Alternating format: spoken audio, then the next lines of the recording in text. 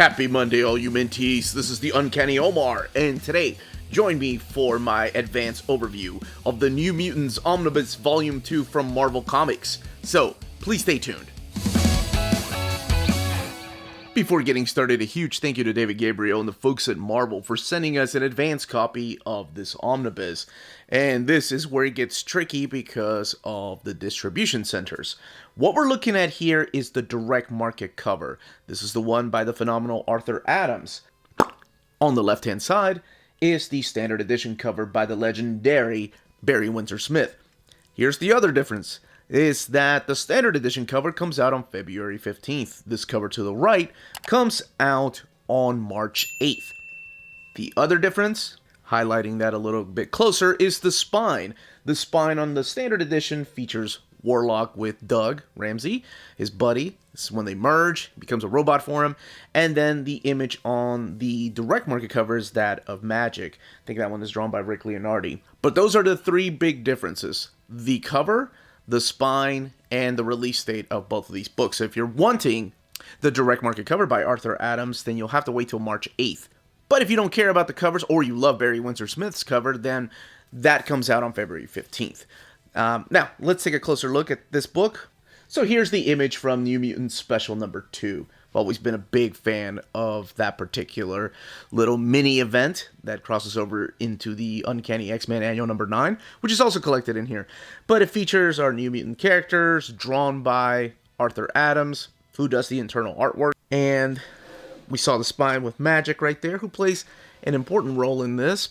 And then the back of the book, which, see what I mean by the designs, is similar to that of Volume 1. I love that we're getting the exact same designs layout for this particular volume. And then all the covers of the comics collected in here. The book retailing for $125. Magneto takes charge. There are going to be some things that are changing for our young X-Men, or X-Men in training. Under the dust jacket is that image of New Mutants Special number 2. Except it's blown up and it's going across the front and backboard. In the spine, it's the exact same spine as that of the direct market. Now, let's open this book up, check out the artwork, and talk about the stories found in here. Alright, let's open this omnibus up. You have the exact same yellow end sheets that you found in the first omnibus.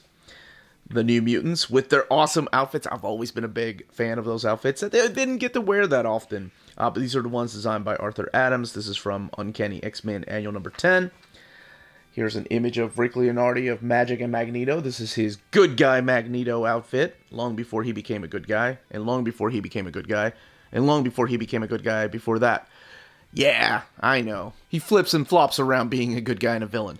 But during this particular volume, he is a good guy. Here are all the credits for the creators in here. Chris Claremont, Louise Simonson writing some of the New Mutants before she took over the book. Your table of contents, again, with this. This design reminds me of like 80s and 90s yearbook. Maybe that's why I love it. I don't know how anybody else feels about it, but I love the frame around these. So here is the cover of New Mutants Special number 1. This is the Asgardian storyline here. So it does feature the Enchantress, it features Loki, and it features the phenomenal artwork of Arthur Adams. During this time, we have Karma, who's just now been returned because of the events of the first volume. She was possessed by her brother, and she looks like this. But after this particular volume, I remember as a kid, I was like, huh, is that how people lose weight? Okay, walking through a desert. She will not look like that anymore. You have the New Mutants hanging out as what I like to call a anime fill-in episode. They're at the beach. Anyway, so wonderful artwork in here by Arthur Adams. They get transported over to Asgard. And yes, Karma does end up looking different towards the end here. And they are stuck by the end of the special edition. They're still stuck in Asgard. Now, continues into the X-Men Annual number 9. And I'm sure a lot of people are familiar with that particular image right there of Storm holding Mjolnir. So she gets to become the goddess of thunder for a little bit. And again, beautiful artwork here provided by Arthur Adams. There's even a little cameo. This is really cool. That's what I was talking about. This is how you lose weight in the Marvel Universe. You just walk through the desert for many days. Well, magical desert at that. But there's a little cameo here of Warlock when he says something about Longshot. And he makes himself look like Longshot, which at the time was Anna Shenty's series going on as a 6-issue miniseries with artwork by Arthur Adams. But it was before Longshot joined the X-Men in annual number 10. So I always thought that was a really cute little cameo. And we jump back to the ongoing series of New Mutants, number 35. So instead of collecting any of the pages of Uncanny X-Men 200, they kind of give you an idea of what happened in that particular issue. Why Magneto is now in charge, while Professor Xavier went, sorry man, I found this chick, she's got feathers. I'm taking off with her, man. Deuces. Take care of my kids. Yeah, Professor X was kind of a douchebag. That was a jerk move. But anyway, so this does collect New Mutants 35 through 54. You saw the New Mutants Special number 1 in there. You also get New Mutants Annuals 2 and 3. You get X-Men Annual 9 and 10, Power Pack 20 and 33. The Fallen Angels miniseries, 8 issues, all collected in here. Firestar, so glad that that's in here, 1 through 4. New Mutants War Children number 1, and then material from Web of Spider-Man Annual number 2, and that one's also drawn by Arthur Adams. So if you ever watch my segment Map My X, which I'm trying to bring back with my friends, where we daydream about mapping Omnis if Marvel were to give us Omnis to map out, we did New Mutants, I think 2, 3, and 4. We mapped this perfectly. We only left out one thing. We added one other thing in here, so you can go back and watch that by clicking on the link above. Now, during this time, Bill Sienkiewicz is exiting his role as the New Mutants artist. So we have Mary Wilshire step in as the penciler. Bill Sienkiewicz still providing some of the inks, but you could tell the art style they were going for during the time. This is the Power Pack issue right here. I mean, they were really, really holding on to the Bill Sienkiewicz art style for a while, even when Jackson Guice or Butch Guice takes over the book and he's inked by Kyle Baker. All right, here is one issue. There's a couple of issues I'm going to highlight here because they just mean a lot to me. This issue right here, as a kid, freaked me the hell out. There's something horrible that happens through these pages to all of these kids. They all get slaughtered by the Beyonders. So this takes place during the Secret Wars too. And at the time, I couldn't afford every comic, so I was just reading X-Men and from time to time New Mutants. So when the Beyonder, becomes a dude with the curly hair and everything. Anyway, he decides to walk around the Marvel Universe and starts killing a bunch of these characters. And they die in horrific ways. I mean, these are kids we're talking about, dying in horrific ways, trying to take out the Beyonder. Now, because I wasn't getting Secret Wars, I had no idea what ended up happening in Secret Wars. I thought the New Mutants were dead. I was like, man, look at Moonstar, she just got killed. Like that. That is dark. So between this issue and the next issue, they were coming back to life. They were getting out of their graves, and I was like, oh, that's cool. But fear not, in this omnibus, everything is complete and in here. So you do have little Secret Wars pages that you need from Secret Wars 2 to let you know, oh, that's how the New Mutants came back to life and why. So by the time you get to New Mutants 38, a beautiful cover here provided by Arthur Adams, you're like, oh, okay, that makes sense. So here we have Rick Leonardi. This is one of the very rare times that Rick Leonardi is inked by Bill Sienkiewicz, and it looks just awesome. But we are going to get some ongoing artists coming soon, some new ongoing artists. Okay, I have to mention this. Number 1, that is one of my favorite covers. If you watch Map My X, this is the one that I wanted as a direct market cover. That is super hot, creepy at the same time, but it's also a rare case of Arthur Adams being inked by Bill Sienkiewicz. And the other thing is, this is Keith Pollard, by the way. I love the way that even as a kid, I knew Marvel was trying to hide the super sexy hotness that was Emma Frost by painting pants on her. We get to meet the Hellions here, like Cat's Eye, Roulette, Tarot, and Thunderbird. And then a couple of other faces you might be familiar with here. Empath is there. But see what I mean? Even as a kid, I was like, wait a minute, that's supposed to be skin. You guys are painting over her skin to make her look like she's wearing pants because these are kids. So let's fast forward a little bit, or I'm going to be breaking down each single issue, and nobody has any time for that. So this basically focuses on what happens when your headmaster leaves the school. Professor X leaves and leaves Magneto, an arch-villain, in charge of not just the New Mutants, but the X-Men. And that's practically what those first 10 issues are about. The New Mutants are learning to trust their new headmaster. We have the return of Legion. We have, this is yeah, it was Arthur Adams, the Web of Spider-Man annual in here. It features the New Mutants. We have the first American appearance of Psylocke in this right here, New Mutants Annual number 2. And there is something about this one. I never liked that cover. As a kid, I thought Alan Davis is such a stellar artist. He was the guy that drew the inside of the book, but he also did the cover, and I thought it was just bland and boring. I didn't dig it. But when you go inside, I'm like, man, this is some awesome artwork. But it is her first appearance. You don't need to have read Captain Britain to understand I never had read Captain Britain up until I was in my 30s to understand what happened to this particular character, why she lost her eyesight, why she has ties to Spiral in the Mojoverse. Here's the X-Men Annual number 10 for the first time in omnibus format. Love it, Arthur Adams. And on top of that, Longshot joining the team and the X-Babies. And then we go back to New Mutants. Now, this is another issue I need to talk about. This is a very controversial issue. This is an issue about suicide. It is a very powerful issue. Now, as a kid, this one hit me to the core. Like, having a student that went to school with these kids commit suicide. Now, as an adult, I look at things different. Like, as a kid, I looked at things like, why would somebody hurt themselves like that? As an adult, I've lost a few friends, I hate to say, over the years to suicide. And it is such a horrible thing. So going back and reading this issue is just such a powerful message. I will say, though, this is the first time I've ever seen this issue reprinted, that the dialogue was censored. And I understand that decision, but I think people that watch my channel probably know where I stand when it comes to censorship in books.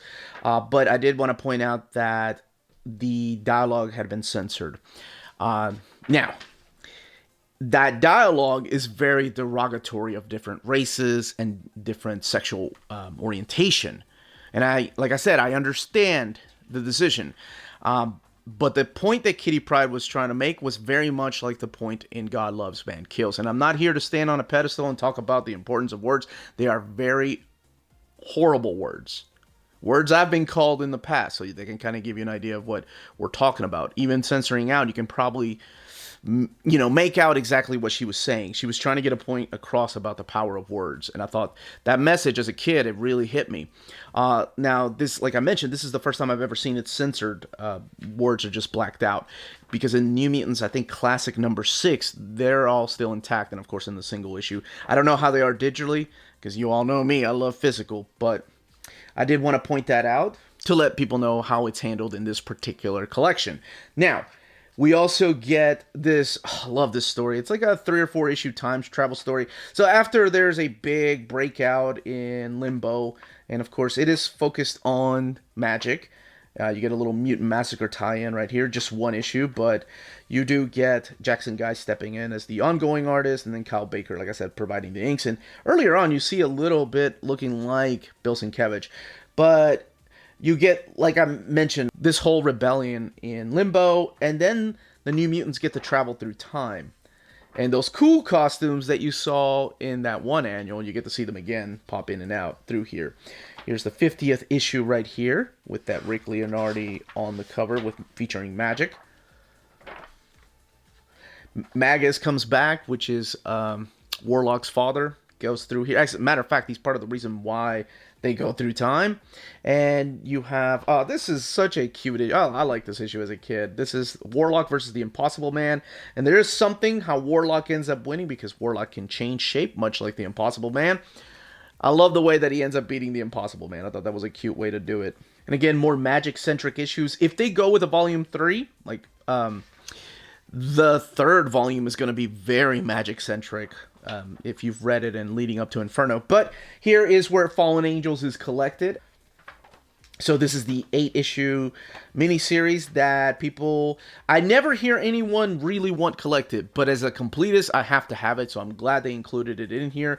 Here we meet the characters of Gomi and his 2 lobsters, Bill and Dawn, Ariel.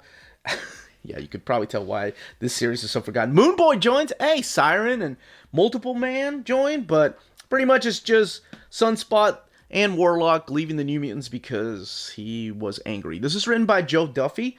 Carrie Gamble does the artwork towards the beginning, and then you have some fill-in artists finishing out the series. This was originally called The Misfits. I remember house ads for The Misfits, and then they decided to change the name. Boom Boom joins.